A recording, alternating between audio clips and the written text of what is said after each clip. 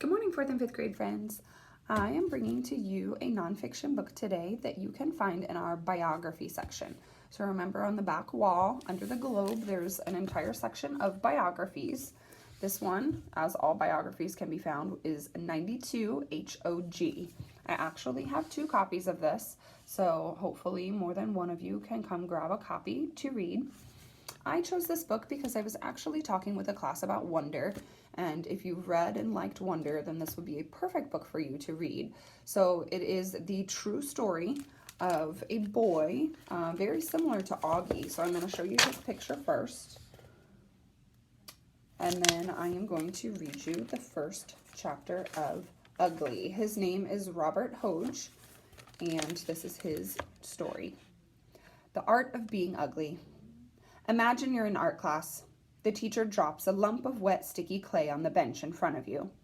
You've got 30 minutes to sculpt a newborn baby's face, she said. Everyone in the class waits, wondering if there are more instructions to come. Go! You grab the lump of clay and try to figure out where to start. First, better get the size right. You start tearing big chunks of clay off until the size looks okay, and then you tackle the overall shape. There's a big bulge on one side that you need to press hard with the palm of your hand to fix. When that looks about right, you shape the face itself and smooth the forehead. Next, you craft a chin and push the clay with your thumb to add a little dimple. As you start to sculpt details, soft cheeks, a lovely small nose, perfect ears, eyes that are closed because you decide a newborn baby is asleep, you realize your sculpture is coming together just right. Time's almost up, your teacher says. Your hands are racing across the clay. You've got just enough time to finish a few special touches, like eyebrows, a wisp of hair on top of the baby's head. There's grit under your fingernails, and your hands are sticky from the clay, but it doesn't matter. You look down and see a beautiful day-old baby in front of you.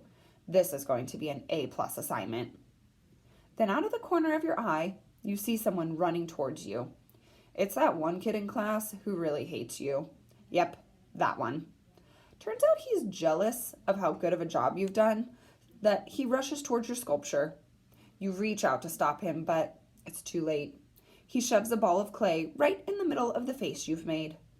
You hear a soft squelch, and then gasp as you see the damage the attack has done.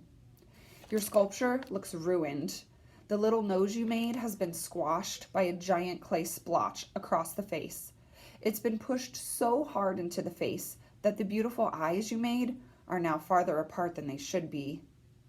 The extra time you put into getting the size and shape of the head just right is totally wasted too. It's bumpy and broken. Imagine what that sculpture looks like now, and you'll know what I looked like when I was born. I'm the ugliest person you've never met. It wasn't supposed to be that way. No one had any idea what was coming. My parents had 4 children before me, and I should have been born plain and simple on a Friday. But July 21st, 1972 came and went without much to show for it. As midnight neared, my mother, Mary Hoge, went into labor. My parents didn't own a telephone, so Mom rushed next door and asked the neighbors to call my father, Vince, home from work. Dad raced back from his job at the factory that made food for chickens. They had no time to spare. It would take them about half an hour to reach the hospital from our suburban home. My father jumped out of the car and into the dark night and ran upstairs. He packed my mother into the car as fast as he could, and they left for the hospital. When Mom was admitted, her contractions that signaled the baby was coming were 2 minutes apart. Her baby should be there very soon. But 2 a.m. on Saturday morning, the contractions stopped dead. The doctors were worried and told my parents they might have to induce labor if the contractions didn't restart. Mom was sent to the hospital ward to wait. At 5:30 a.m. on Sunday, July 23rd, her contractions resumed. It was a long and difficult labor for a 5th baby, and I was born at 12:35 p.m. Back then, a mother's usual first question would have been, is it a boy or a girl? But something didn't seem quite right, so my mother had a different question for the doctors. Is my baby okay? She asked. No, Mrs. Hoge, the doctor said, looking up in shock. He is not okay. He has a lump on his head, and something is wrong with his legs.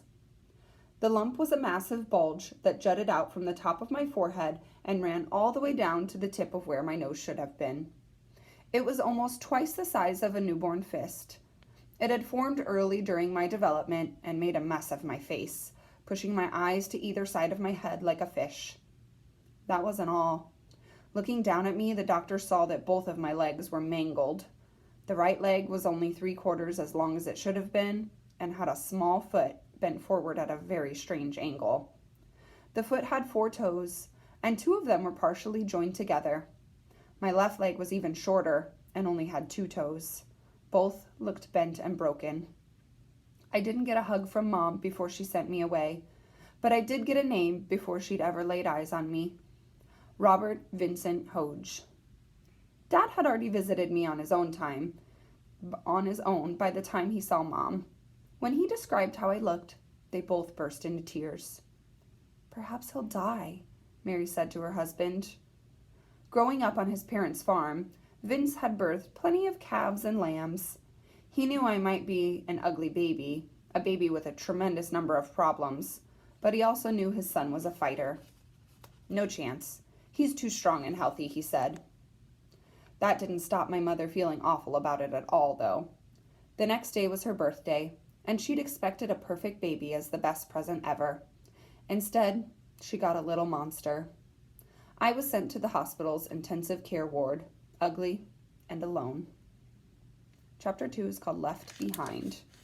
So again, you can find our 2 copies of Ugly under HOG in the biography section at the back of the library. I hope you guys have a wonderful First Chapter Friday and a great weekend.